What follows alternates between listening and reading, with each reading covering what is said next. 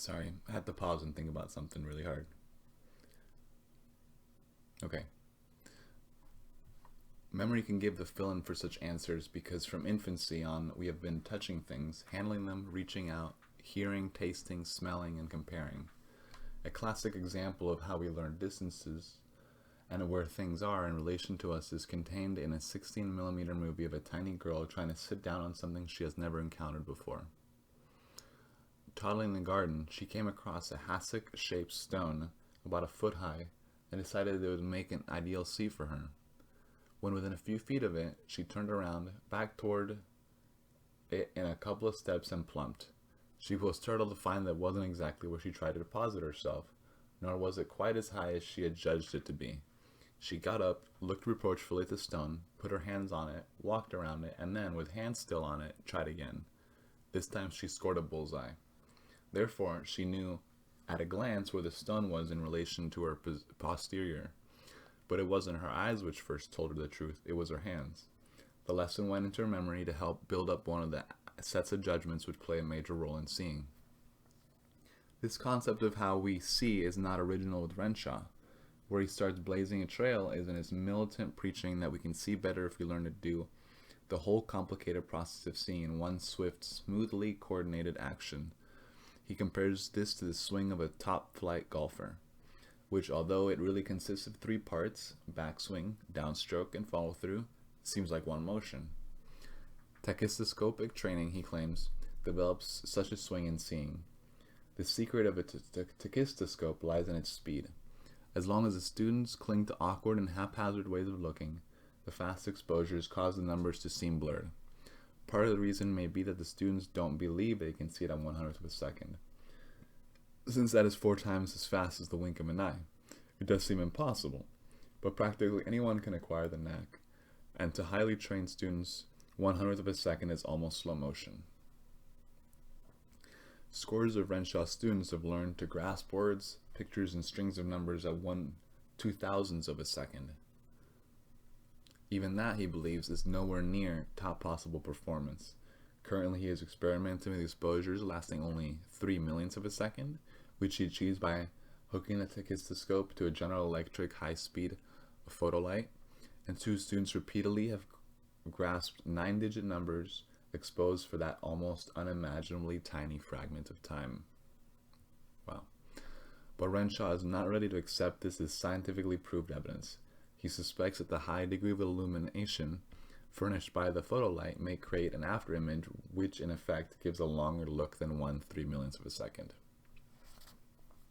In his training course, Renshaw sticks to a top speed of 1/100th of a second, coaxing the students to that point after starting at 1/10th with only 2 or 3 digits. After they have learned to grasp figures such as 426937519 at 1/100th, movies taken of their eyes while reading print show that eyes sweeping over the pages like graceful skaters on a frozen pond. They scoop whole paragraphs at a glance. Renshaw insists that this means more than merely muscular improvement, that it also shows better coordination within the brain. Still another factor involved in the miracle of seeing is expressed in what is known as the Gestalt theory, from the German word meaning pattern or form. Renshaw drew heavily on this theory in developing a system for recognizing airplanes. For example, 4 equal lines going any which way may be confusing, but when the same lines are joined to make a square, you have a thing with special meaning of its own. The beholder sees a form which he immediately recognizes as a square, without needing to pause to examine, count, and compare the lines. A picture of Miss Betty Grable, fetchingly attired in next to nothing, has been used in a more interesting demonstration of the same principle. It was used by an instructor who was trying to teach the Renshaw recognition system to a group of soldiers by showing them slides of airplanes. Without warning, he flashed the pinup picture on the screen at 1/100th of a second. Instantly, the men began whistling and uttering wolf cries. "What was that slide?" asked the instructor. "Betty Grable," they chorused happily. "How did you know?" They saw he was serious. They thought it was over, but the best they could do was, "Heck, we just knew." "Okay," he said, "why can't you learn to recognize airplanes the same way?" Just for research purposes.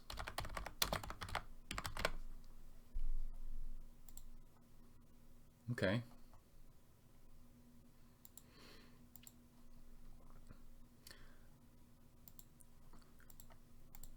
The point is we can recognize things from only a fleeting glimpse. The quickest and best way to recognize things is to look at them as a whole, as wholes. That is the natural way of seeing, and up to about 6 years of age, children see that way. They usually do much better than their elders on the high-speed tachistoscope. One of Renshaw's graduate assistants, Robert L. Moorer, recently demonstrated that with his tiny blonde daughter, Indy, she was 3 years and 9 months old when he brought her into a laboratory, telling her that she was going to see some pictures. Though he holds world records for grasping and remembering strings of digits at high speeds, his baby beat him on recognizing pictures. Nearly all adults lost most of the knack of seeing in wholes except on the most familiar things. The loss usually begins when we get to school and are confronted by the gigantic task of learning to read. Trying to make sense out of collections of meaningless symbols such as A, B, C, and so forth, we get into the habit of examining things piecemeal. Then, even when we become educated enough to handle whole words and paragraphs with ease, too often much of the bad habit persists. Renshaw has a picture which he springs upon visitors to illustrate the pitfalls of looking at things piecemeal. It is a poorly developed print, so its lines of demarcation are not quite sharp. Puzzled by it, I hunted around for a clue. A shaded part in the upper right-hand corner seemed to vaguely look like the peninsula containing Gibraltar, or so I thought, meaning maybe it was Italy. I'm not good enough at geography to place it exactly, I reported, but the picture is a map. The picture is a part of the map of the world. Every small child and every tachistoscopically trained adult to whom Renshaw has shown it has identified instantly and correctly as a picture of a cow. But most untrained adults, attacking it bit by bit, gave answers as ludicrous as mine. The speed of the tachistoscope doesn't allow such misleading fooling around with parts. The observer is forced to make one fast grab at the whole thing. Then, other Gestalt principles take hold. Even if the eyes are confronted by something at a highly distorting angle, or in a different proportion from what experience says it ought to be, the brain can straighten it out, restore it to its proper shape, and reduce or enlarge it to its proper size. Long before he developed the plane recognition system or the training for reading skill, Renshaw noticed that experimental work with the tachistoscope seemed to improve the eyesight of the human guinea pigs. This led him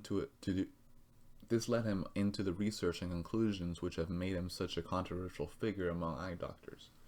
Today he flatly declares that in the overwhelming majority of cases of faulty vision, most of the trouble is not in the eyes, but in how the owner uses them. And again, he pounds home his contention that seeing is an acquired skill, like playing the piano or hitting a golf ball, cleanly, and that therefore it can be improved by proper training. All this remained a laboratory matter until one day in 1939, when he was called upon to punch hit for a sick colleague in addressing a scientific meeting. Having nothing else prepared, Renshaw talked about his new hobby, which he called psychological optics. At the meetings were the Dr. E.B. Alexander and Dr. A.M. Skeffington, editors of the Optometric Extension Program, which tells optometrists about advanced work in their field. They asked Renshaw to submit an article a month for a year. Much to his surprise and theirs, 9 years later he is still writing an article a month on the subject. At first the articles were coldly received. The reaction of Dr. Fred W. Sutor in Philadelphia was typical. I wondered why space was wasted on such nonsense, he says. Eye experts have been taught to believe that such things were due sometimes to disease, but mostly to faults in the structure of the eyeballs. This man seemed to be trying to say that they might be only bad habits. Sutor kept reading only because, like many other optometrists, he had noticed things in his practice not explainable by textbook answers. He had seen cases where the patients definitely were suffering from nearsightedness, yet he could find little or nothing wrong with the physical structure of their eyes. But all he could do was supply the kind of glasses which a textbook said would compensate for myopia. Often, when the patients came back a year later, they required still stronger glasses. This steady turnover pleased the businessman in him, but left me wondering if I wasn't doing only 50% of the job. He also noticed a queer thing happening with patients suffering from presbyopia, or middle-aged farsightedness. They could see well enough at arm's length. In such cases, the prescription calls for plus lenses, which in effect move the print from where the patient can't see it to where they can. Conscientious eye doctors warn such patients not to use the glasses except for reading or close work. Too often, however, the patients don't bother to take off the glasses while shifting to more distant looking. Though at first blurring does result, usually the patients get used to the glasses. But Suter noticed that when such patients returned a year or so later, they had become startlingly more farsighted.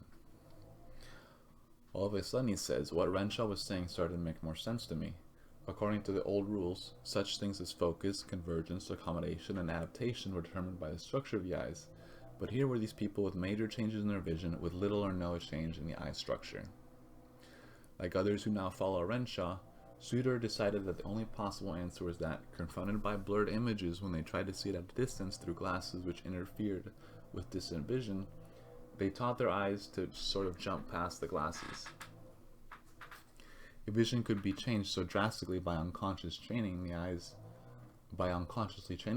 to do the wrong things, why couldn't we learn to improve vision by deliberately training the eyes to operate the right way? Today, about 12,000 of the roughly 20,000 optometrists in this country agree that Renshaw has something there, and about 1,000 or more or less actively practice this theory. However, most ophthalmologists, physicians specializing in the eyes, turn a cold or even indignant shoulder to it. 5 major optometry colleges now teach this method, but the rest, including the one at Renshaw's own university, do not.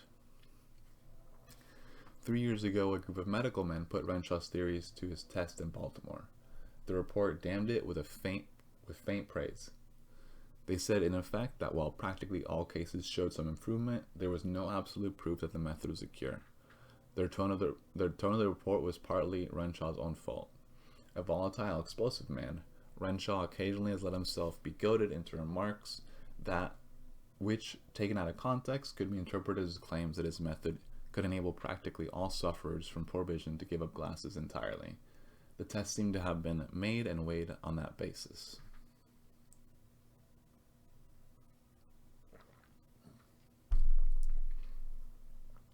In his formal scientific reports, however, Renshaw makes no such claims, and when interviewed by his writer, he flatly rejected as preposterous any idea that his method could enable everyone to do without glasses. He wears glasses himself. He says that he believes that in many cases they are necessary adjuncts, and in most cases if properly chosen according to his examination theories, they can be quite helpful. His only direct comment on the disparaging Baltimore report was, "Old theories die hard. I have offered to bet any ophthalmologist or optometrist $1,000 that I can take any case where there is no pathological condition or serious malformation and tremendously improve vision through training. So far, the offer has not been taken up." Recently, a young man was sent to Suter by a university clinic because, though he had high IQ, a stiff college entrance examination revealed that he read like a child in the 3rd grade. Apparently, he had got through school and high school by listening diligently to the teachers and to his classmates when they recited the lessons. By standard tests, his vision was 20/20, which is fine. But by Renshaw's methods, Suter discovered that the young man did not use those fine eyes properly. Print appeared blurry to him. Unable to see the printed symbols easily, he had practically given up trying to interpret them. After training on the tachyscope and other devices, this young man was able to read well enough to pass the college entrance examination. In another case, a 30-year-old chemist complained that lights hurt his eyes and that he got violent headaches when he tried to read.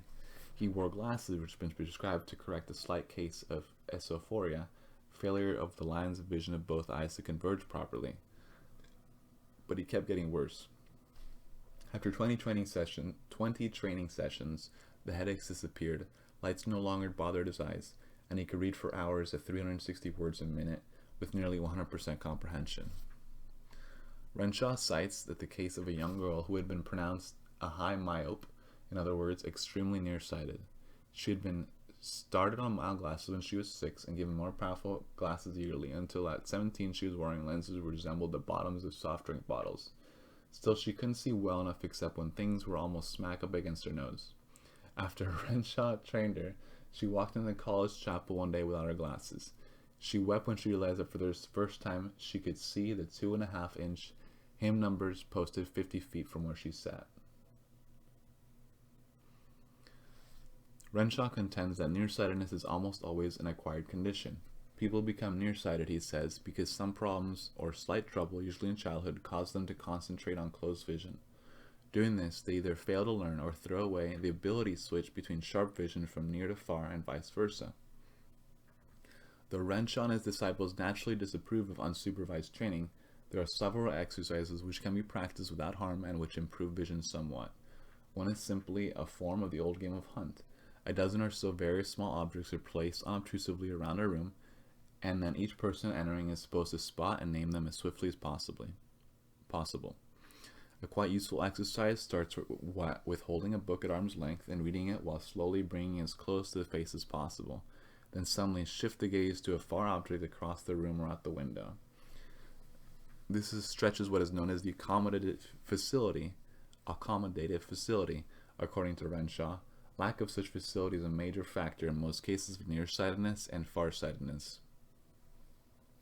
But the most interesting exercise, certainly for men, can be practiced while walking along the street.